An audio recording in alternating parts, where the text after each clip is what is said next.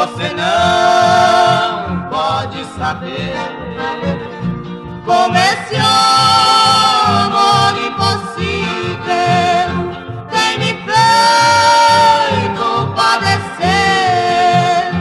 Eis aqui minha desdita, a minha sorte mesquinha.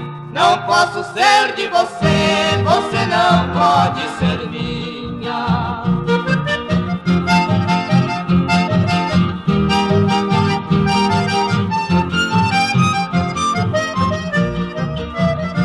Tem coisas que eu não entendo, que também não adivinho, porque Deus foi por você, bem justo no meu caminho, porque você me agradou e porque eu sempre te amei.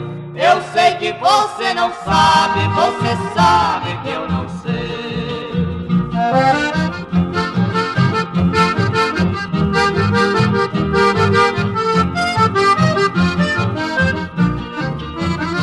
Você, menina bonita, prestimosa, santa e pura, é toda minha desdita, é toda minha loucura. Tenho sofrido bastante, mas não maldigo esse amor. Sofro até com alegria, pois você é a minha dor.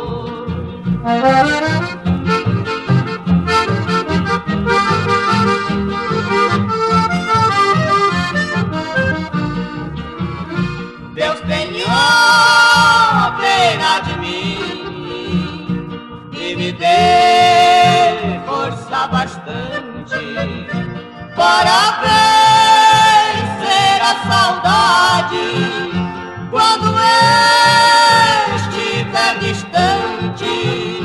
Como é triste a minha sorte, meu sofrimento invencível, é tortura, é quase morte, o meu amor impossível.